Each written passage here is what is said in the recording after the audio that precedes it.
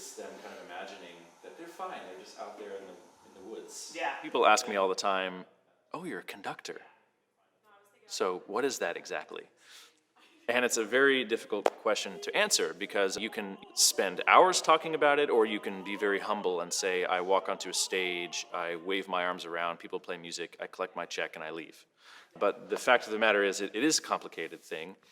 And for me, if you want to be a good conductor, there are a lot of things that you have to do. You have to have, of course, deep knowledge of one instrument and a broad knowledge of all of the instruments. You have to have historical knowledge of composers and a general historical knowledge. You have to be able to read music at a very high level in different styles. You have to understand psychology of large groups of people.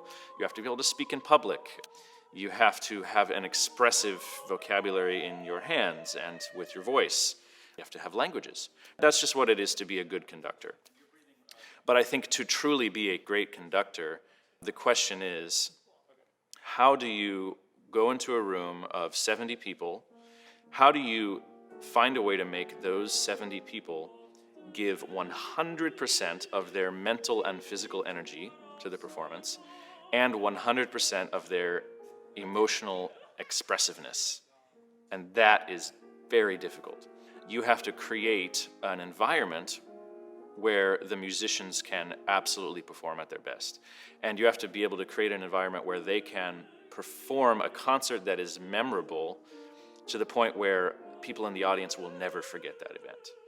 In order to get to that point, a conductor needs absolute vision of a piece. They need to know exactly what they want to say, and that comes from a deep, deep immersion into the score and deep, deep study, but also a background in music that gives you the confidence to say, this is the style.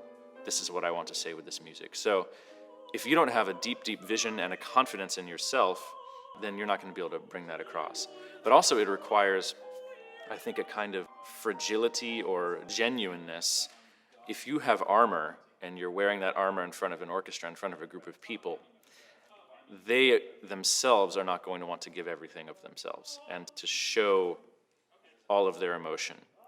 And so I think you have to be absolutely genuine and be willing to make a fool out of yourself a little bit. And these are the things that I think makes conducting truly one of the hardest professions in the world.